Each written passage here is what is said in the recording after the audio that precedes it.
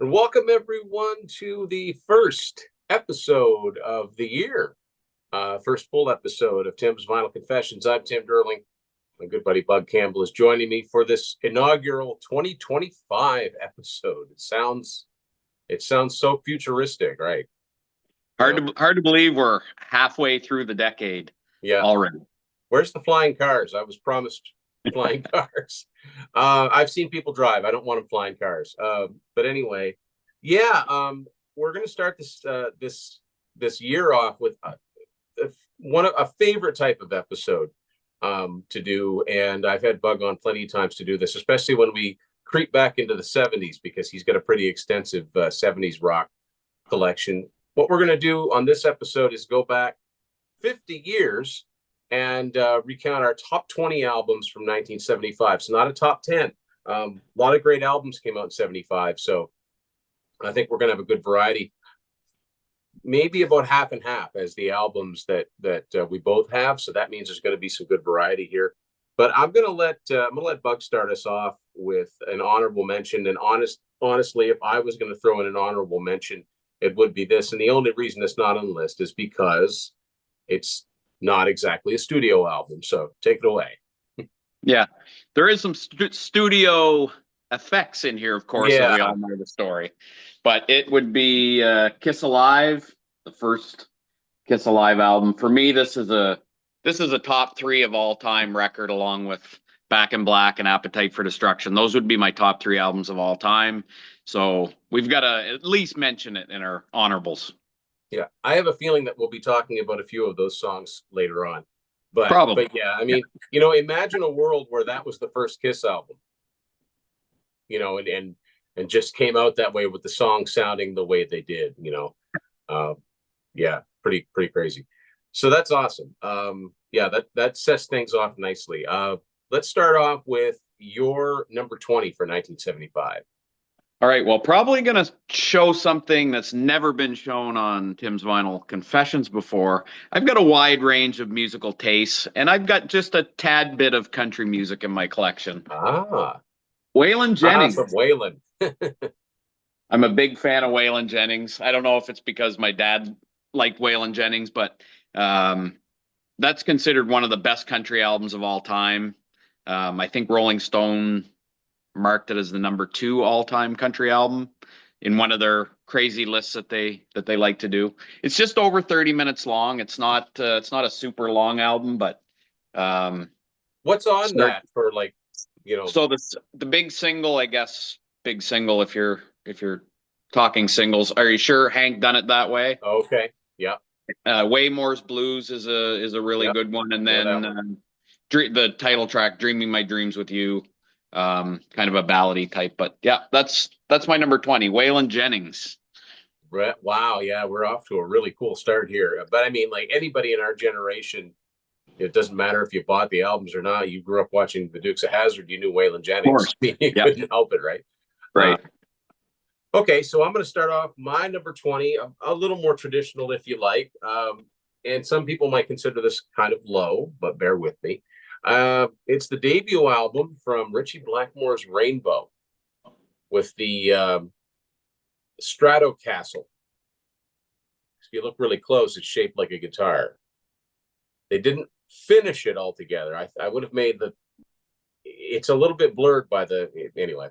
There's no logo at this point. And of course, this is, Ritchie Blackmore wanted, the story behind this, Ritchie Blackmore wanted Deep Purple to record this song, Black Sheep of the Family, that this band Quatermass did, and nobody else wanted to do it, so he quit and recorded the song.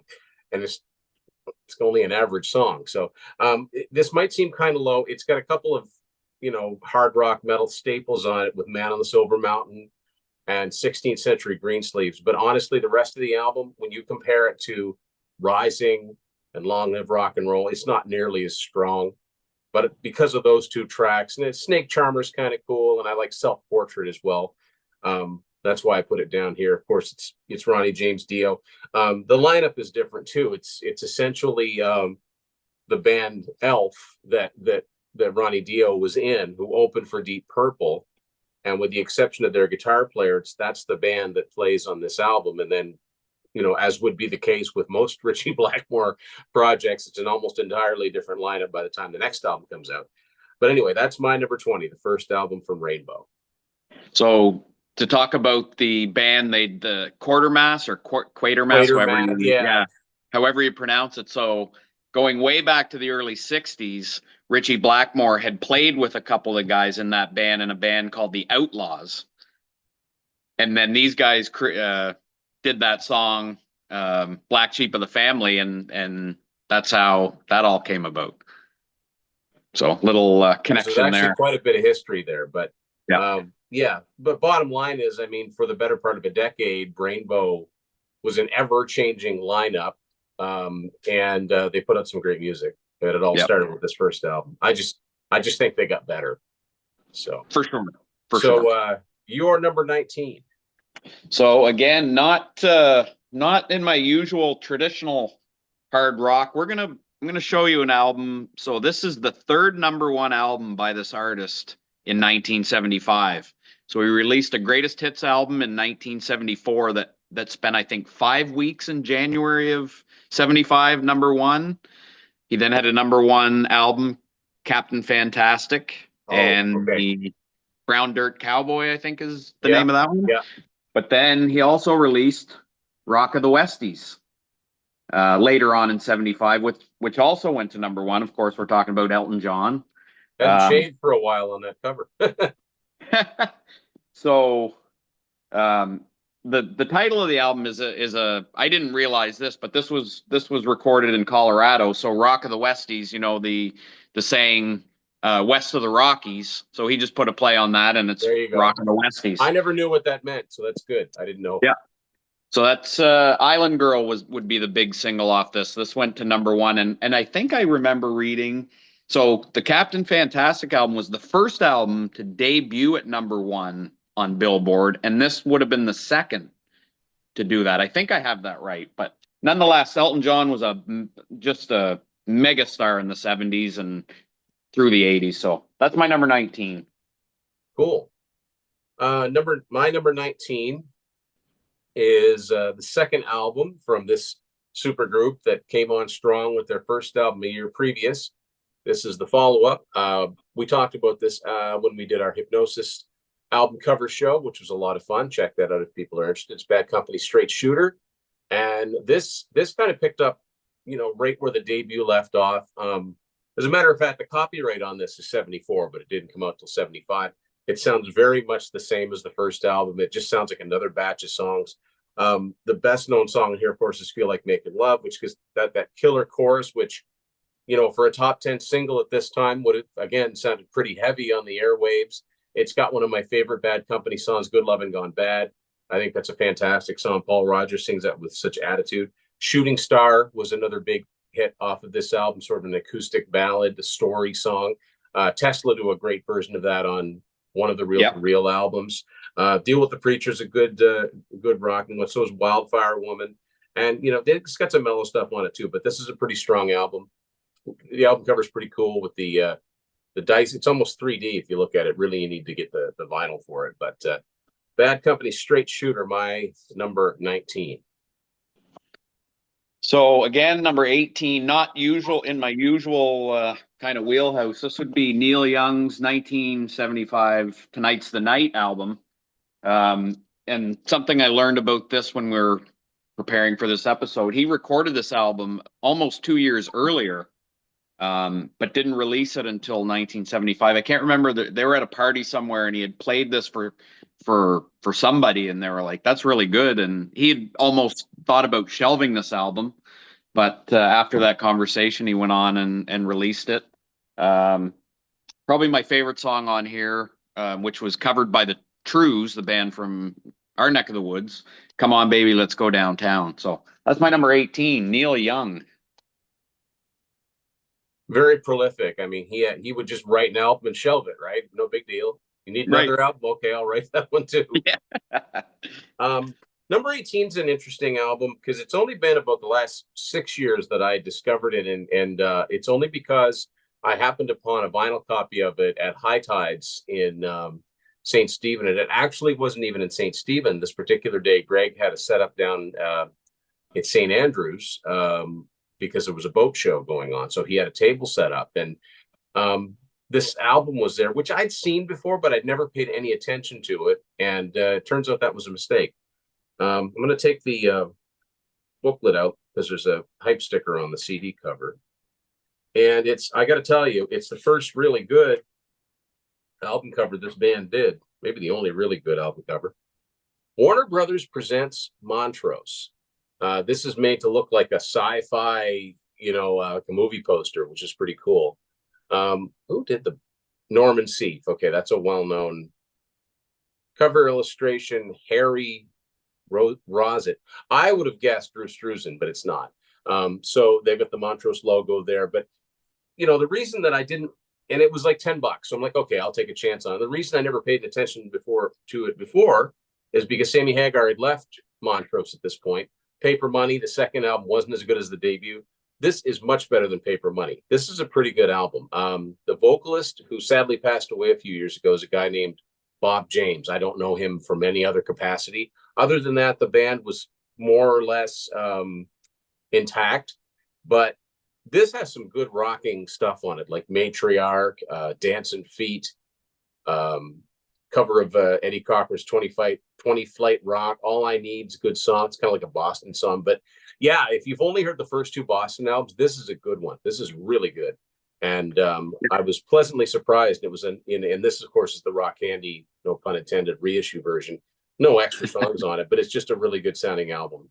It's a better produced album than the last one, too. So it's like, for one, Ronnie decided maybe we better do some hard rock again. But Warner Brothers presents Montrose, their third album from '75. That's my number 18. There, I've seen that album before, and I've never heard it. It's pretty good. It won't make you replace your copies of the debut, but it's pretty good. Yeah, we'll have to check that out because I only have the two with Sammy. Yeah. What are we on? 17. So another one we showed during our hypnosis episode. Oh, yes. That would be Desolation Boulevard by Sweet. This has got Fox on the Run would be the big one off of this. I also and Ballroom Blitz. But as we talked about during the hypnosis, it's kind of a combination of a couple albums, I think, from the UK. So, but the 16s is I believe was one of the singles off of this, and I really like that one. And as we talked about in that episode, this was taken in front of Filthy McNasty's on the Sunset Strip, which ended up being the Viper Room. So that's just fun to say, Filthy McNasty. Love saying Filthy McNasty's. Steve Miller has a song called Filthy McNasty, actually. Steve Miller does. It's like a blues, like, who's that? Filthy McNasty. So you'll have to check that out. Cool. So now my number 17 is another third album. We had a lot of second and third albums here.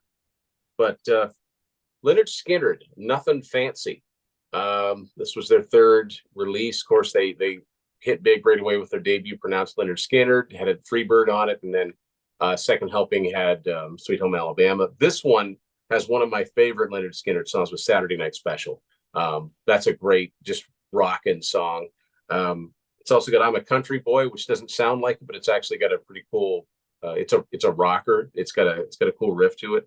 On the Hunt, that's got a wicked riff in it, and that's one of my favorites as well. It's got kind of a funny song called Made in the Shade, and I can't remember how the lyrics go, but it's like, you got it made in the shade, but make sure that tree don't fall on you.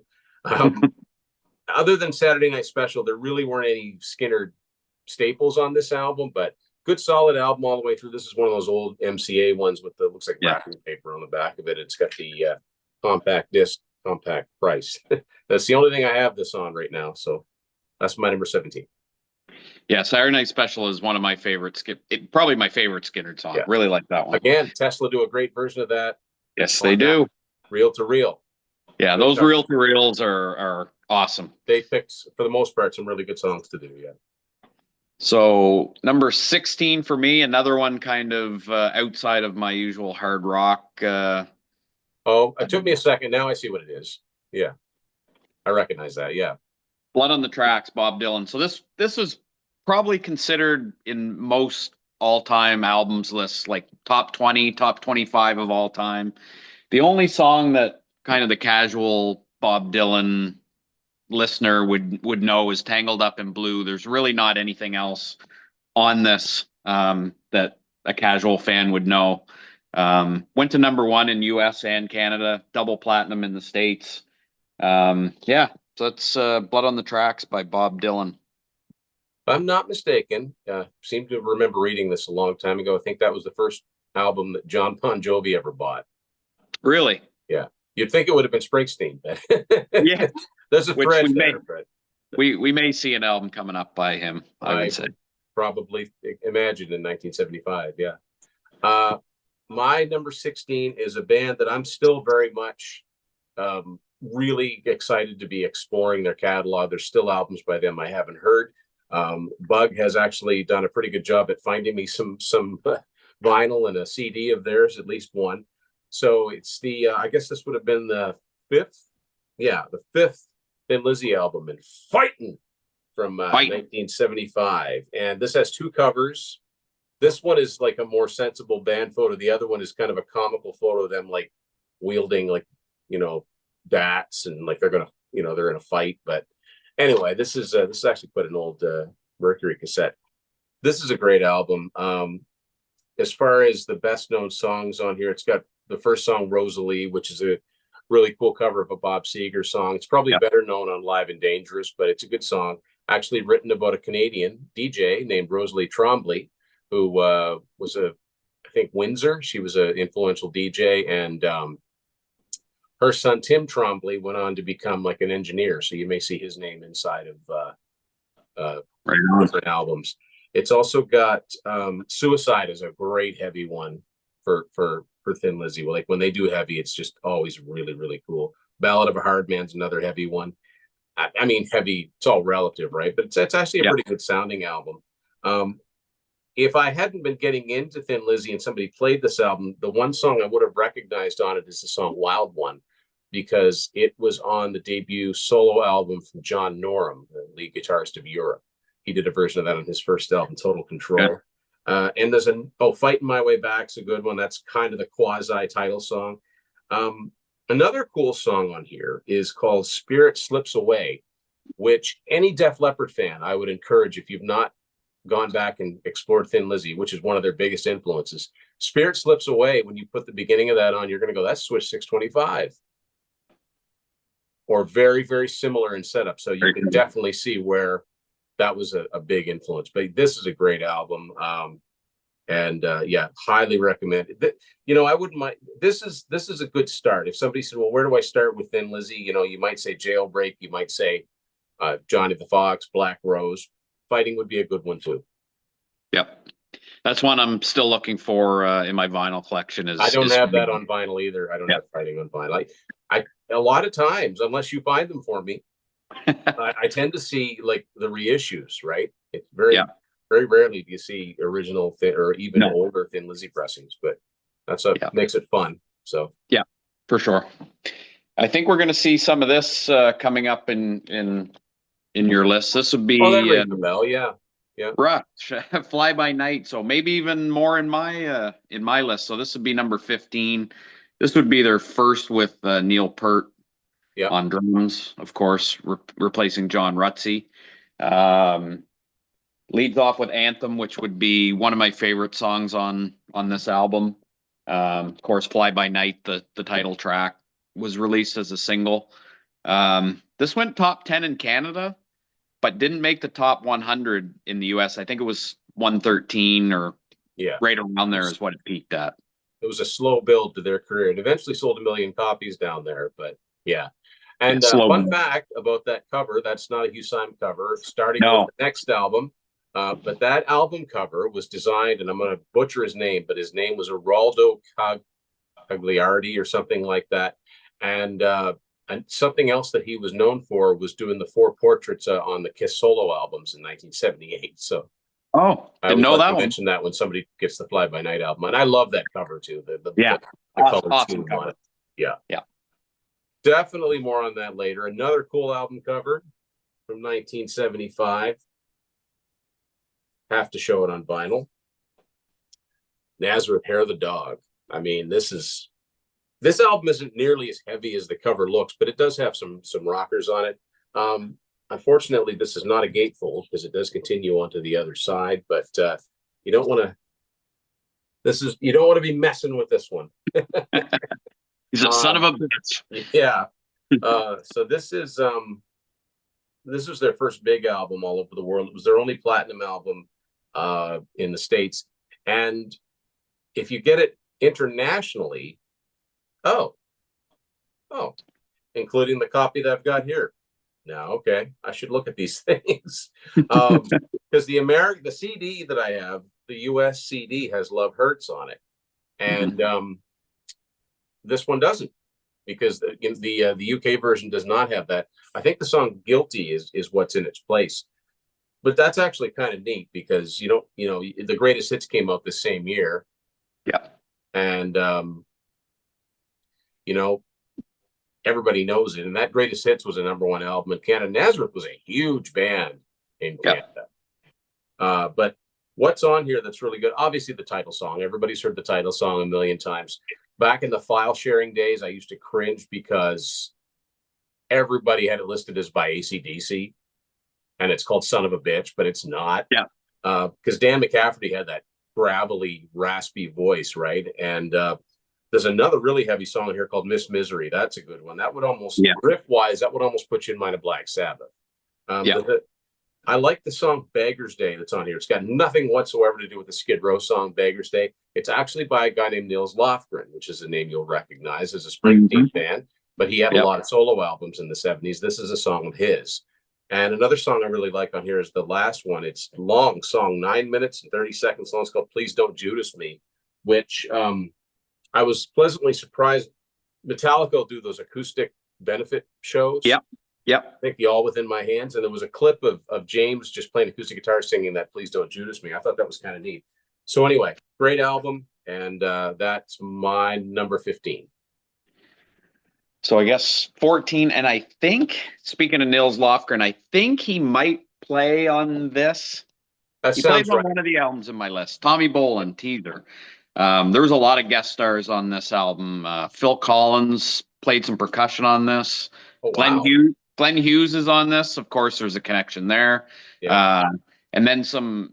This album is hard rock, but it's also a lot of different styles of music as well. So guys like Jan Hammer and David Sanborn, David Foster. There's a bunch of guys that are not hard rock musicians. Big names. Yes, big names. So of course, this is released.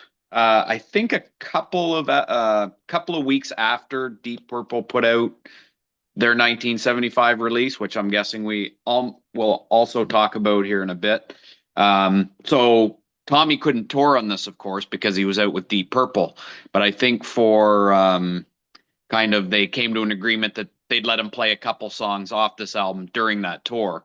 The Grind is the first song on this album, and if you listen to Van Halen's some of their demos when they were still playing clubs, they did a cover of The Grind, which is the lead off track of this song.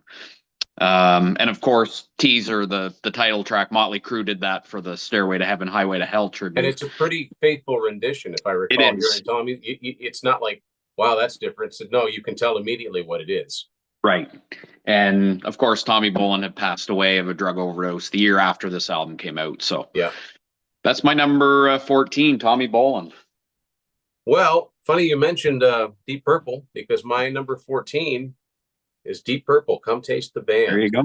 Old EMI cassette from the UK. This is an album that I've come to really, really enjoy. Like, it didn't sell as well as the previous albums. It missed the top 40 in the States. I don't know if it went gold or not. And it wasn't one of those albums that stayed in, like Machine Head and In Rock, you could always find it.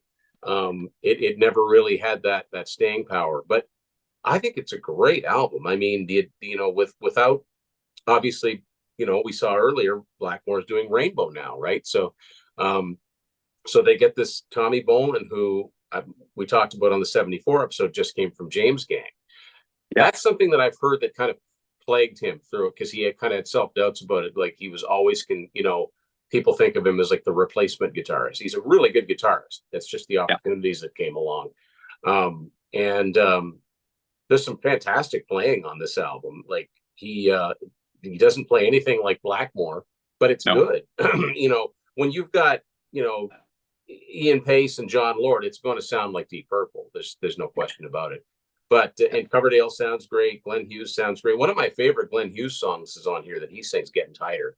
That's one of my favorites that Glenn sings. And there's a ballad on here called "This Time Around." It's just a piano and vocals, and Glenn sounds awesome. I'm not the biggest fan of Glenn because sometimes I think he's got a great voice, but sometimes he oversings. But this one's just right. The opener, "Coming Home," really, really great song. And I've heard it said, and I agree, it kind of, if you want a blueprint for what Whitesnake, early Whitesnake would sound like, "Coming Home's a pretty good example, as is Love Child. Love Child sounds like it could have come off any of those early Whitesnake albums like Trouble or Love Hunter. You Keep On Moving is another good slow one. That's where they share vocals on that one. I really, really like this album. Yeah, I'm really glad to have come around to, you know, appreciating it, not to mention finding it. But yeah, great guitar playing from Tommy. And yeah, it's a shame. You know, he was very talented, but he was an early casualty, you know, like he died very, very young. And so we never really got to hear what he would end up doing. Right. That's my number 14. Yeah, they had a lot of trouble with him on that tour for Come Taste. There was one show where his arm was numb. So basically, John Lord had to carry all of the melodic parts on the key. Yeah. And also, I should mention this too. I watched this at Matt's place. He's got an excellent DVD called what's it called? Phoenix. I think it's called Phoenix Rising, and it's a documentary about this. It's all about this era. There's some live footage, like some performances, but there's also a documentary about them touring in somewhere in Asia, and a crew member died accidentally, and it's a fascinating period of their career. It was a very transitional period. I mean, this was Deep Purple Mark IV, and they only lasted this one album, but fortunately it was documented. So I highly recommend that for Purple fans out there. I'm pretty sure it's called Phoenix Rising. Okay, because that was the last album with Coverdale and Glenn Hughes. I mean, they broke up. They essentially broke up at the conclusion of the tour, and you know, the story has it that Coverdale basically turned in his resignation and was told there was no band to resign from. So how these things go sometimes. But yeah, it's interesting because I mean, even though Deep Purple was dormant as a band for the better part of a decade, the individual members certainly weren't. I mean, you had Gillan, and then you had Whitesnake and Rainbow, and you know, so lots of stuff happening. For sure. So my number 13 is from a guy that had put out 7 albums in the previous 8 years, but this would be his debut solo album. Mm-hmm. The Nuge, Ted Nugent, of course, with the Amboy Dukes before leaving in 1974 to go solo. So this would have Stranglehold would be the most well-known song on this. But the whole first side is really good. Stormtroopin', Hey Baby, Just What the Doctor Ordered. Those 4 songs on the first side are just classic Nugent. And Derek St. Holmes, of course, does. Oh, he's so good. He's such a great singer. Such a great vocalist. I think Ted Nugent only does 1 vocal on this album, if I'm not mistaken. But this went double platinum, top 30 on Billboard, and that's my number 13. Yep. My number 13 is it's kind of a weird hybrid album, but I'm counting it because most of the material on here is new, like except for one song actually. It's the 4th album from ZZ Top, Fandango. This is half live, half studio, but the live half consists of they open with a song called Thunderbird, which had never been on any of their albums. Then they do a really like heavy, slowed down cover of Jailhouse Rock, and then they do this crazy thing called the Backdoor Medley. And so there's a song in the first album called Backdoor Love Affair, so they do a little bit of that, but then they go into a song called Mellow Down Easy, and then Backdoor Love Affair #2. And I don't know how they do it, but they end up going into this really fast, and Frank Beard just keeps up this do, do, do, do, do. And Billy Gibbons and Dusty Hill will do the got to mellow down easy, got to mellow down easy, got to mellow down, got to mellow down, got to mellow down, got to. I don't know how they sing it that fast, and it's really cool. But so that ends, and that's the live side. But then there's 6 brand new songs on side 2 that are all really good and all very different. The first one is called Nasty Dogs and Funky Kings, which is a good rockin' song. It's a song that's been covered a few times, Blue Jean Blues, which is about what it sounds like. It's a slow blues. I think Jeff Healey did a version of it. I've heard bands do it. Like I've heard blues bands cover it live. The best known song, of course, is Tush. That's one of that was their first top 20 single. Heard It on the X is another fantastic. It's a fast. Yeah. And then if they dip into a little bit of that country bit with Mexican Blackbird. If you're down in a go, like it's and but it's really entertaining. It's an entertaining package. I count it as an album. That's my number 13 for 75. There you go. So my number 12 is self-titled Fleetwood Mac. So this would be their second self-titled album, of course. Their original debut album. It's also my number 12, so we might as well talk about it together. That's really funny. We didn't rehearse this, guys. No, this is off the cuff. Yeah, so some people call it the White Album, I guess, because of the cover. Definitely not their debut. It's definitely not. It's like their 10th or something. 7 years after their original debut album. Yeah. 7 times platinum in the U.S. I think platinum in Canada. Monday Morning kicks it off, and that's one of my favorite Fleetwood Mac songs. Monday Morning.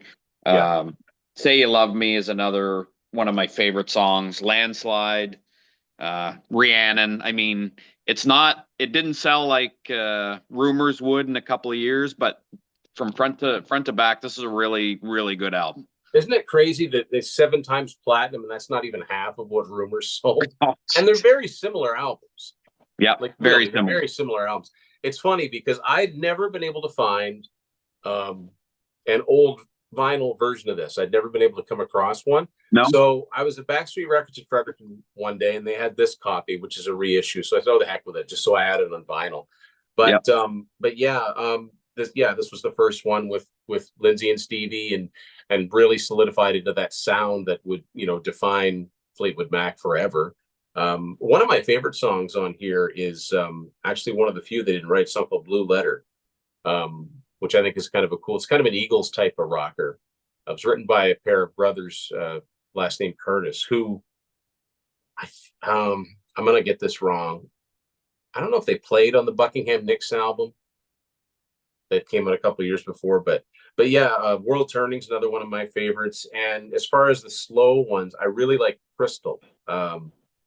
That's a really good one. And actually so Stevie wrote it, Lindsey sings it on here, but Stevie did record a version of that song herself for the Practical Magic soundtrack in the 90s. And the only other thing I want to say is the last song, I'm So Afraid. When I first heard this song, because Sarah kind of introduced me to Fleetwood Mac, I'd never heard this song before. It reminds me of the second half of Kings and Queens by Aerosmith. Always has. Okay. So, yeah, I'll have to give it a listen and see if I can pick that out. So we had the same number 12. So you're number 11. I know we're not going to have the same number 11. No, I know that. I can tell. This isn't a band that I know that you're into. Pink Floyd, another of our from our Hypnosis album. I guess we had a lot of Hypnosis 1975. Well, they were hitting their stride, right? Totally. Yeah. So this one only has really 5 tracks on it, because Shine on You Crazy Diamond has 9 parts, starts the album, it finishes the album, and I think it takes up 26 minutes. So Welcome to the Machine, Have a Cigar, and the title track are the only other 3 songs on here. It's 6 times platinum in the US, 3 times platinum in Canada. That was, I believe, the follow-up to Dark Side of the Moon. I don't think there's anything in between. Yeah. And it would have been the first one they did on Columbia. at least in Okay. the North America. I think Yeah. they were always on EMI in That's the right. Yeah. UK. And actually, I saw and heard a live rendition of Welcome to the Machine earlier this year because Jeff Tate did it Yeah. when I saw him and his band. Queensryche covered that on their Take Cover album. That's right. And it was quite a guitar showcase. So, yes, my number 11.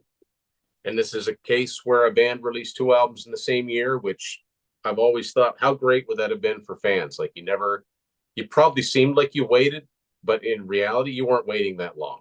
No. This is the 3rd album from Kansas, and it was called Mask. And I should not have gotten the 8-track out because it's so dark. It's a cool cover wherein it's based on a painting, and the painting is made up. It's a face and like a bust, but it's made up entirely of like fish, like marine life.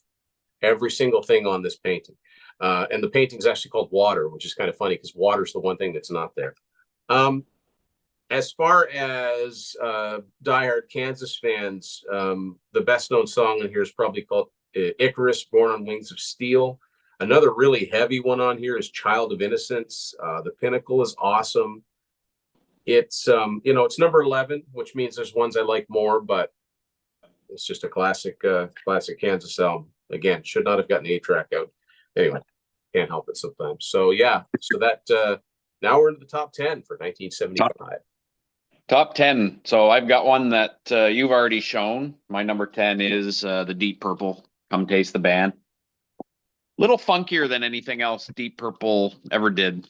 Kind of got a lot of funk in there.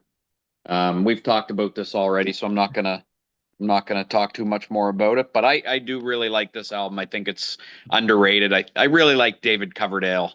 So really anything David Coverdale does, I'm all for it. So that's number 10 for me, Deep Purple. Cool. So my number 10 is, let's see. Yeah, Bug's showing off some Canadian with Neil Young and Rush.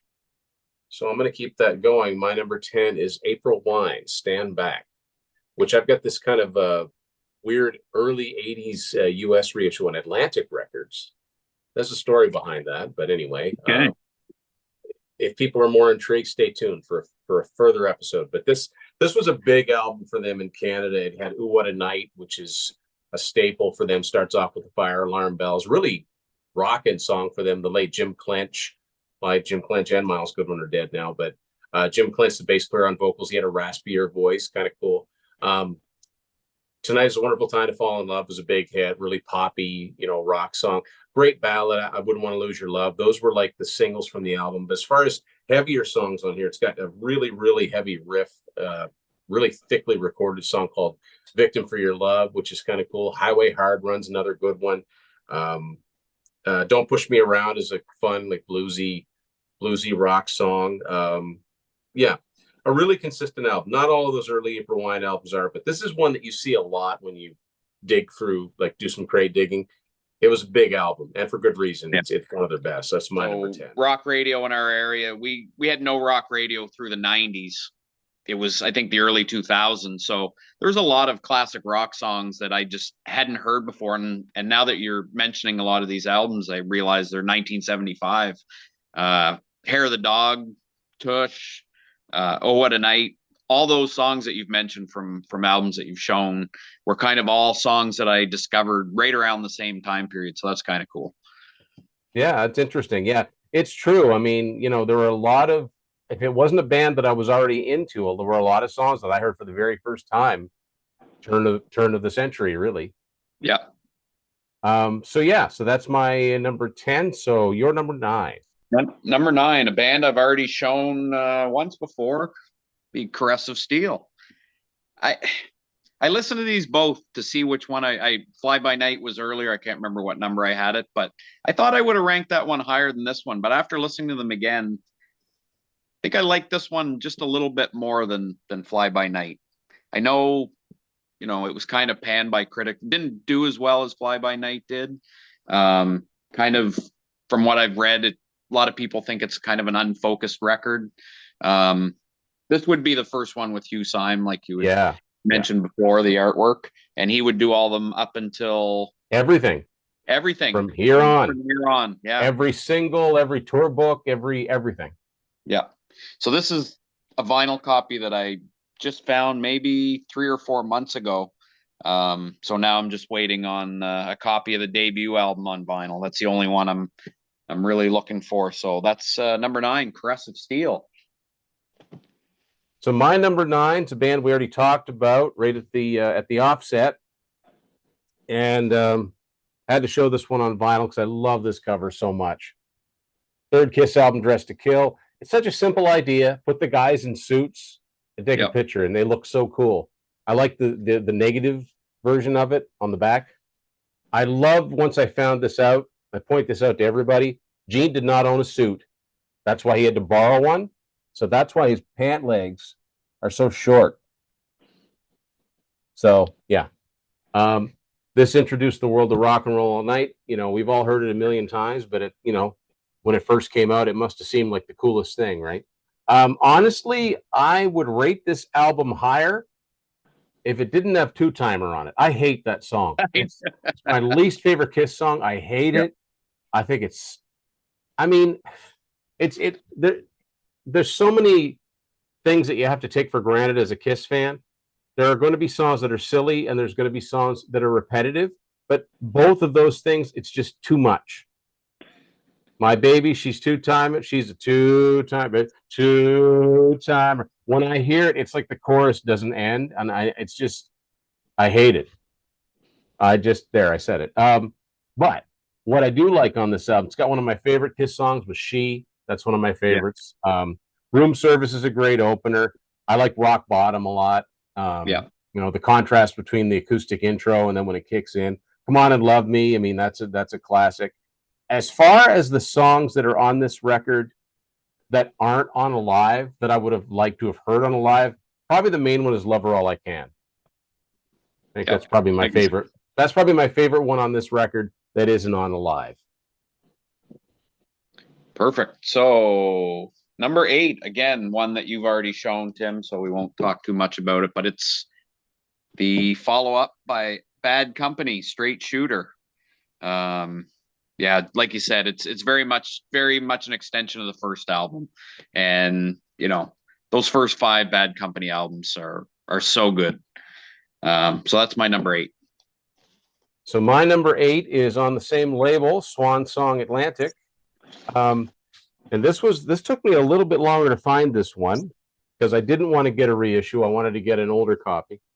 Led Zeppelin, Physical Graffiti, double album, of course, cool gatefold, not a gatefold, but a die cut album cover, which, I mean, you can spend days reconfiguring, you know, how you want it to look. But for a double album, it doesn't run out of steam. This has so many classic songs on it. Kashmir probably being the most popular, but it's also got Trampled Underfoot. Custard Pie, great opener. I love the Rover. It's got, why did I just go blank? In My Time of Dying is a really like intense bluesy rock song. It's got some nice mellow stuff on. It's got, you know, some nice acoustic stuff like Down by the Seaside, which if you listen to that knowing that it was written with Neil Young in mind, it kind of makes sense. And Black Country Woman's a good one. Yeah, it's really, really good. I mean, a lot of people consider this the best Led Zeppelin album. So it's not my favorite, but I mean, it's great. So that's my number 8 for 75. All right, so moving right along, number 7, the debut solo album by Alice Cooper. Of course, after splitting from his band, Alice Cooper, he put out this concept album. Probably one of my favorite Alice Cooper tracks appears on this album, and that would be Cold Ethel. I love Cold Ethel. It's such great. A good sound. Yeah. Department of Youth, Only Women Bleed, and of course the title track, Welcome to My Nightmare. Vincent Price makes a cameo on here.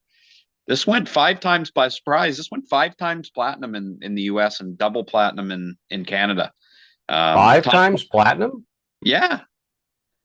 Sorry, no, it went platinum. It went to number 5 Oh, I, I was going I to say missed, I didn't think Alice had any albums that said. I mean, like I'd love to be wrong, but right. No, I looked at it. It went to number 5 on the Billboard chart, and it went yeah. platinum. There we go. My mistake. So that's my number 7 album, Alice Cooper. So my number 7, and like we should count how many third albums we've got here because there's a lot of them. Because I've my got number one coming 7 up. is the third Aerosmith, Boys in the Attic. I mean, we're getting where it's like it was really hard for me to slot these in somewhere. Yeah. But I mean, this is a classic album. Love this artwork. Pacific Eye and Ear did the artwork. You know, it's one of those covers. The more you look at it, the more you see. It's the first one. They didn't have their complete Wings logo yet, but they had the script. Like they had the font that would forever be their logo. But actually, it didn't come. It didn't. They had Get Your Wings, which had a primitive version of the Wings. Yeah. And they had this, but it wasn't until Draw the Line that you got it all in one. Of course, this has 2 of their biggest songs, Walk This Way and Sweet Emotion. Perennial classic rock staples, and they're 2 songs that I don't get tired of, which No. a lot of Aerosmith songs I do get tired of. Those aren't 2 of them, but the title song is great. It's fast. Probably an influence on bands wanting to play faster, I would have to guess. One of their heaviest songs on here ever, Round and Round. I mean, that's almost a Sabbath feel to that one. You See Me Crying was a great ballad. I mean, that could have been a single. I'm surprised that wasn't a single. Adam's Apple is another one of my favorites. And I think a big influence on Van Halen, especially David Lee Roth, with Big 10-inch Record, because it kind of showed rock bands it was okay to let off a little steam. So, great album. I think See Me Crying may have been a single. Oh, it didn't chart, which is weird because to me that had hit written all over it, but maybe it was ahead of its time. So much so that when I can't remember what else, it might have been Done with Mirrors when they were recording Done with Mirrors. It was playing on WBC radio. Yes. And Steven Tyler said, we should cover that song. And Joe Perry said, we did that song. Yeah, that's us, you idiot. Yeah. Yeah.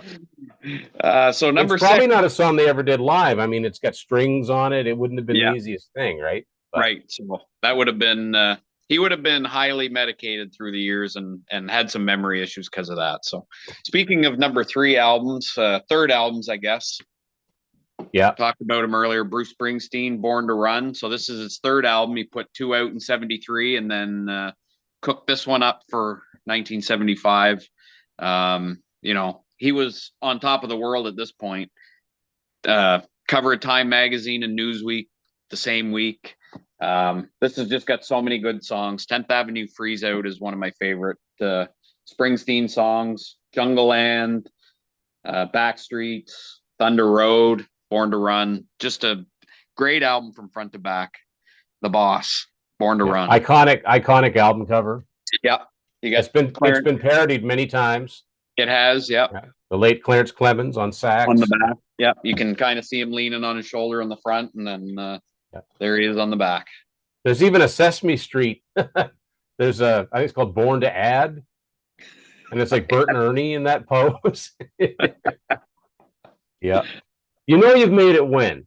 You know your pop culture win. My number 6 is an album that Bug's already shown off. Another third album, Progressive Steel. This is the 97 remaster. Really heavy album. Bastille Day. Heavy song. Parts of the Necromancer are really heavy. Lakeside Park's probably the other song on this album, if people know any songs off of it all. It's definitely not for the casual listener. No. Definitely not for the casual listener. I mean, if you're not a fan of Geddy Lee's voice, this is not going to change your mind. But man, they were so heavy. I mean, like this is 75. It's heavier than like Fly By Night's got some heavy stuff on it. This is heavier and darker and doomier. It's not a lot of different songs on it because it's got basically 3 songs. It's got the Necromancer, which takes up most of side 1, and then it's got the Fountain of Lamneth that takes up all of side 2. And that song although this album wasn't successful, gave them the inspiration to do another sidelong song, which of course became 2112. Right. But yeah, I have always liked it. Of course, I got into, 87 or so is when I got into the band. So I heard all these albums all at once. I can see why this wasn't commercially successful. I think it went gold many, many, many years later, but there you go. My number 6. So now we're heading into the top 5 for 1975. So you just showed this one not long ago. This would be Dressed to Kill. Yeah, like you say, so many good songs. Two-timer, I agree. It's not... I don't think I dislike it as much as you do, but again... for some reason, it just rubs me the wrong way. I don't even know why. But like you say, She, Rock Bottom, Come On and Love Me, Rock and Roll All Night, all appeared later that year in live form on Alive. But really cool cover, like you mentioned. You've got the embossed cover too. Mine's not.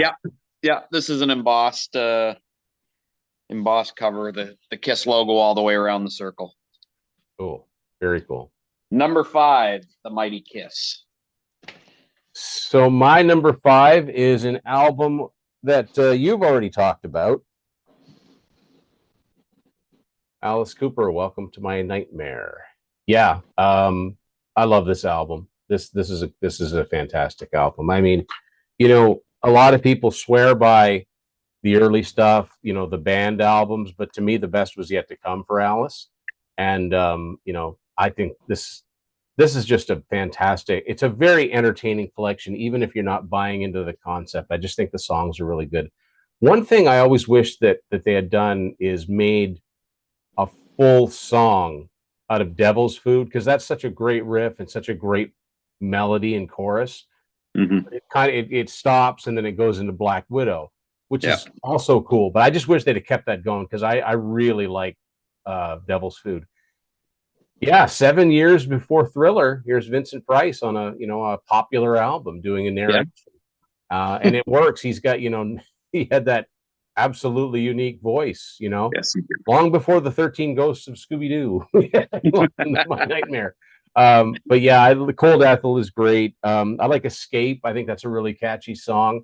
Yeah, the title song is cool. It's weird because when you'd see Alice, like say The Nightmare Returns or even Alice Cooper Trashes the World, he would do these older songs. They're so much heavier when he'd do them live. I mean, the title song's almost got some disco elements to it, which Alice would flirt with now and then, even though he said he hated disco. He's got some songs that sound like You Gotta Dance, or You Gotta Dance. He's got some disco songs, whether he wants to admit it or not. Only Women Bleed is a great vocal from Alice. And lyrically, I still think that song packs a punch.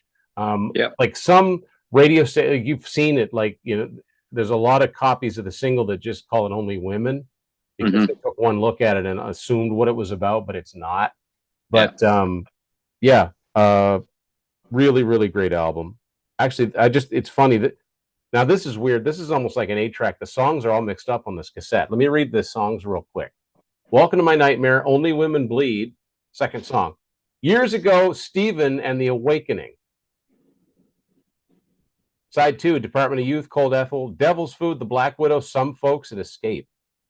Yeah, definitely not the order on my vinyl copy. And I have always found it strange that all of those Alice albums were on Warner Brothers, but the Welcome to My Nightmare was on Atlantic. Even though it's the same parent company.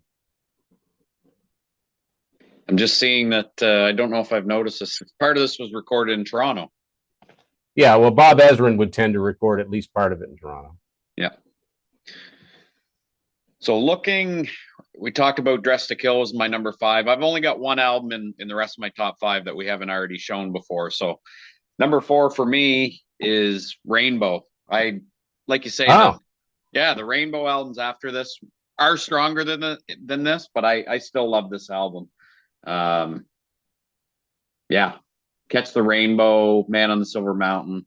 Just I love Ronnie James Dio. I love his voice and everything that he did. This unfortunately isn't a gatefold. I think the earlier copies were. I think probably Actually, you know what? To be quite honest with you, I don't have that on vinyl yet. I've never found a copy of it. So This would probably be a pretty cool gatefold. I'm sure they had some really good artwork in it. I am told that if you hold that album next to Stormbringer, the arc of the rainbow completes itself. I'll have to try that when we're done recording. Yeah. Didn't know that. Okay, so my number 4, this is an obscure album, but not an obscure band. I've talked a lot about how I enjoy the early stuff from this group, but this is the first Journey album. This is full-on prog rock, and it's fantastic. Greg Raleigh was the vocalist when there are vocals on this album. There's a lot of instrumentals on here, but I love this early Journey stuff. This is my favorite of their first 3, the Prog Year stuff. Of a Lifetime, the opener is just one of my favorite songs ever, but it's got 2 really great instrumentals, Kohutak and Topaz. Yeah, I don't know what more to say. I did a whole episode on the early Journey stuff, so that's my number 4 for the year, for 1975. So one we haven't talked about is my number 3, and this would be the 6th album from Sabbath, Sabotage. Just a ridiculous cover. Bill Ward in his red tights. In his red tights with his which I think they're his sister's red tights. Anyway, yeah, just a ridiculous album cover, but a really good album. Hole in the Sky kicks it off, really good. Symptom of the Universe, probably my favorite song on here. Am I Going Insane? This would be that's really a weird one. yeah, it really is a bit of a not as weird as what's it called? Super Czar? Yeah, Super Czar. Like that's a strange. I've heard this album. Hole in the Sky, Symptom of the Universe. Those are great like early metal songs. Yeah, classic. So this would really end the kind of the 6-year run, or the first 6 Sabbath albums, because after this you've got Technical Ecstasy and Never Say Die. Never Say Die, which, I mean, they've got their moments, but they're nothing like these first 6 ones. A lot of people consider this to be, along with Paranoid, probably one of Sabbath's best albums. Yeah. I always thought it was weird the title was bigger than the name of the band. Yeah. It's just a strange cover. Drugs are bad, okay? Drugs are bad. Don't do drugs.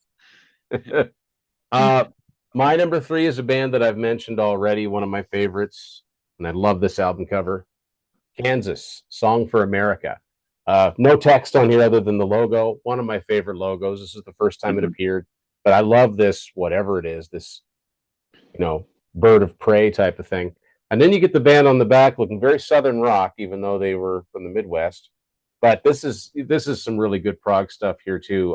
Lamplight Symphony. When there's words that I have to look up. In Cabudro, Hymn to the Atman. Okay. This has another heavy one on it called The Devil Game. Lonely Streets, a heavy blues, and the title song is just a prog rock masterpiece that I first heard on their best of. So, I mean, I've said a lot about Kansas. I wrote a friggin' book on them, so I won't bore you with the details here, but this is my number 3 for the year. Number 2 for me, runner up. I flipped back and forth between these 2 and finally settled at Physical Graffiti at number 2. Great album, love it. 10 Years Gone was the one track that you had when you were listing off some of your favorites. That's one of my favorites. That's a great one too. Yeah. So you covered pretty much everything I wanted to say about this. Of course, I think from doing some reading on this, and I'm not sure I knew this before, but they had three sides of material, and then they went back and got some outtakes from the sessions of Led Zeppelin 3, 4, and Houses of the Holy, which makes sense of why I always wondered why Houses of the Holy, on here. But it's from the sessions of that album. So that's number 2. I've talked to Martin Popoff about this, and it might be a fun experiment to do because, Led Zeppelin, people just clamor over anything that surfaces of Zeppelin that they've never heard before, right? But it's a finite amount of material. They were together for 10 years, basically. But how, just try to imagine a world where instead of having Physical Graffiti come out as a double album, you had one album in 74 and one album in 75, because there's a bunch of sessions that they did for Houses of the Holy that didn't make Yeah. Yeah. So yeah, when you don't put the title song to your album on the album, and I know that's why Def Leppard did have a song called "On Through the Night" on High and Dry. That's got to be why they did it. Queen did it too, right? With Sheer Heart Attack. Right. But yeah, imagine having like an 8-song album and a 7-song album. That would have given you another album cover that people could obsess over. It's just an interesting thing to think about if you could just split those sessions up. Maybe you'd have to borrow some from the stuff that came on Coda, but it might be fun to, and what would you call it? Led Zeppelin 6, So I gotta plug in here because I'm gonna no problem. There we So go. yeah, okay. So that was your number 3? Number two. Number 2, right. Okay, so my number 2 you've already talked about. We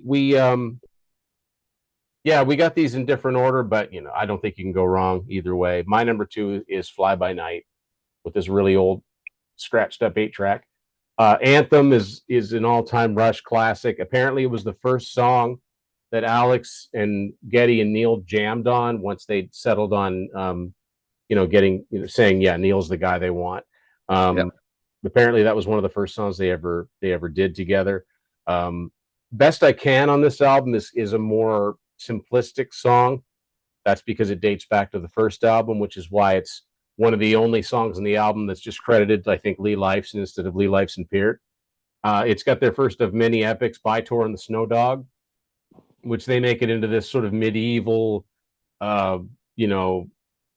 River Styx kind of battle. But basically it came from, they were at somebody's party and they had a couple of dogs. They had this really nervous dog that was white that would just kind of skitter away. And then they had this one dog that bit everyone, By-Tor and the Snow Dog. So it sounds all dramatic, but it was very real origins behind it, right? In the End is another one of my favorites on this album. And yeah, funny, I got to mention this, a funny song about the title song, Fly By Night. Like you said, no rock radio, right? I had never heard, I think the only Rush song I'd ever heard on the radio, like say by the mid 90s, the only 70s Rush song I ever heard on the radio was Closer to the Heart. I'd never heard anything older than that. But Matt lived in Ontario for quite a while, and he was not a Rush fan back then at all. It took years before he caved. Years of being surrounded by Rush fans, particularly me. But he'd always say, "Fly by night," and I'd be like, "Why? How do you even know that song?" And he'd be like, "If I hear that one more time," I'm like, "What?" It's like they play that all the time. I'm like, "Fly By Night," and then I come to realize, yeah, it's like a classic rock staple. Yeah.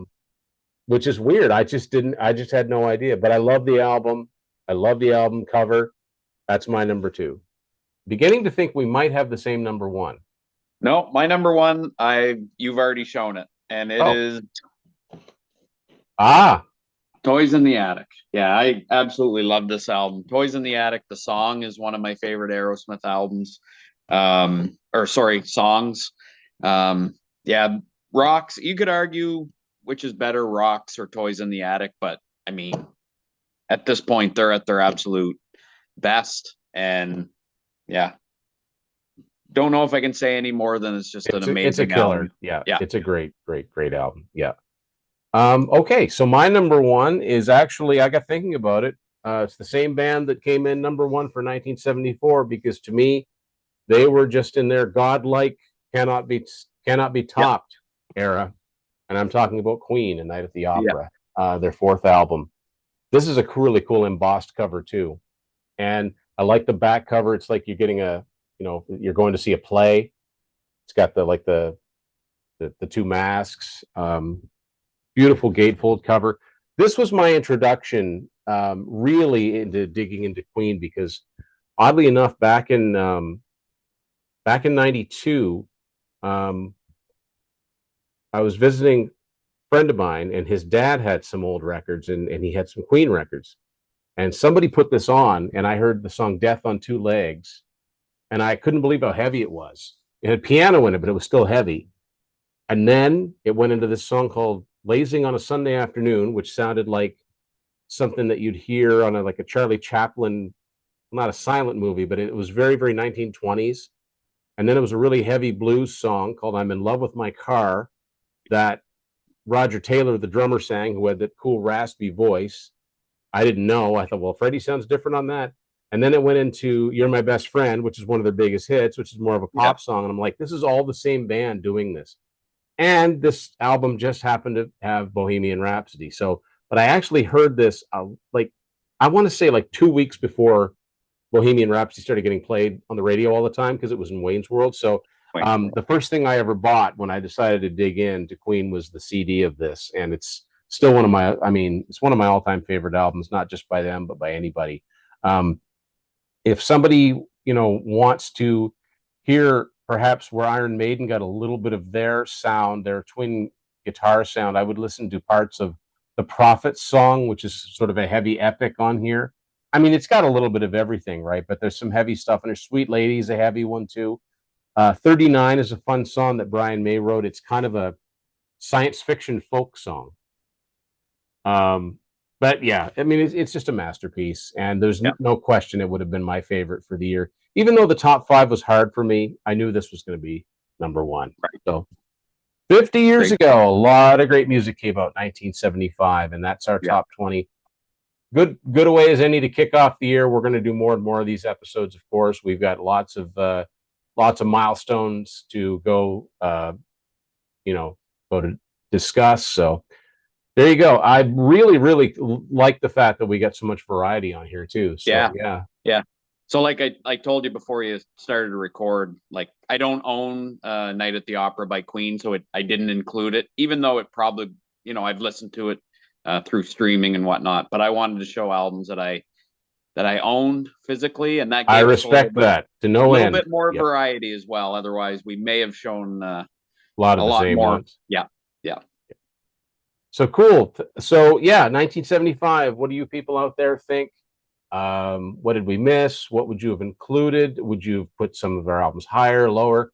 Let us know in the comments, and don't forget to hit subscribe if you haven't already. Bud, thanks for sitting in. As always, we'll do it again. Yeah. Thanks for having me. For watching Tim's Vinyl Confessions. We'll see you all later.